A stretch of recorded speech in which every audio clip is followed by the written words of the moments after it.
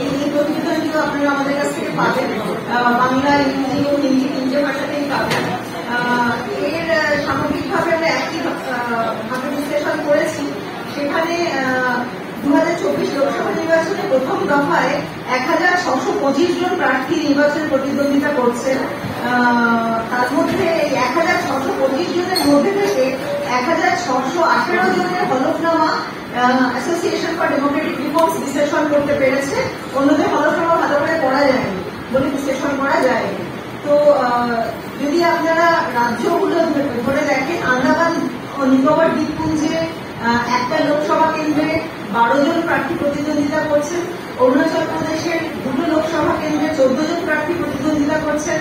আসামের 5টা লোকসভা কেন্দ্রে 35 জন, বিহারের 4টে লোকসভা কেন্দ্রে 38 জন, ছত্তিশগড়ের একটা লোকসভা কেন্দ্রে 11 জন, জম্মু কাশ্মীরের একটা লোকসভা কেন্দ্রে 12 জন, লাক্ষাদ্বীপের একটা লোকসভা কেন্দ্রে 4 জন, মধ্যপ্রদেশের 6টা লোকসভা কেন্দ্রে 88 জন, মহারাষ্ট্রের 5টাতে 97 জন, মণিপুরের 2টো লোকসভা কেন্দ্রে 10 জন, মেঘালয়ের 2টো লোকসভা কেন্দ্রে 10 জন, মিজোরামের একটা লোকসভা কেন্দ্রে 6 জন, নাগাল্যান্ডের একটা লোকসভা কেন্দ্রে 3 জন, পন্ডিচেরির একটা লোকসভা কেন্দ্রে 26 জন, রাজস্থানের 12টা লোকসভা কেন্দ্রে 114 জন, সিকিমের একটা লোকসভা কেন্দ্রে 14 জন, তামিলনাড়ুর 39টা 39 লোকসভা কেন্দ্রে 950 জন, ত্রিপুরার একটা লোকসভা কেন্দ্রে 9 জন, উত্তরপ্রদেশের 8টা লোকসভা কেন্দ্রে 80 জন, উত্তরাখণ্ডের 5টা লোকসভা কেন্দ্রে 55 জন এবং পশ্চিমবঙ্গে আপনারা শুনলেন এখন 3টে লোকসভা কেন্দ্রে 37 জন প্রার্থী প্রতিদ্বন্দ্বিতা করছেন।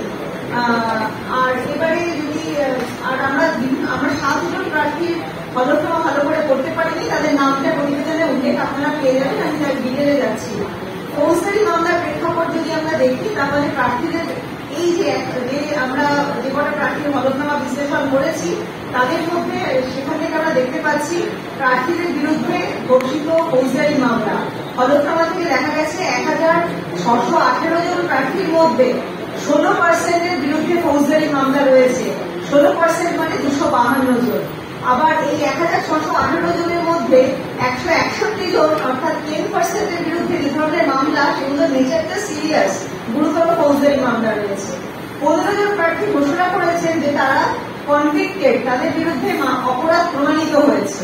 যে সমস্ত প্রার্থীর বিরুদ্ধে হত্যার মামলা রয়েছে, সেরকম 7 জন প্রার্থী রয়েছে আইপিসি সেকশন 302। যে সমস্ত প্রার্থীদের বিরুদ্ধে হত্যার চেষ্টার মামলা রয়েছে আইপিসি সেকশন 307, এরকম 19 জন প্রার্থী আছে। এই সমস্ত প্রার্থীদের বিরুদ্ধে মহিলাদের সঙ্গে করা অপরাধের মামলা আছে, এরকম 18 জন প্রার্থী রয়েছে। এর মধ্যে একজনের বিরুদ্ধে আবার ধর্ষণের অভিযোগ রয়েছে।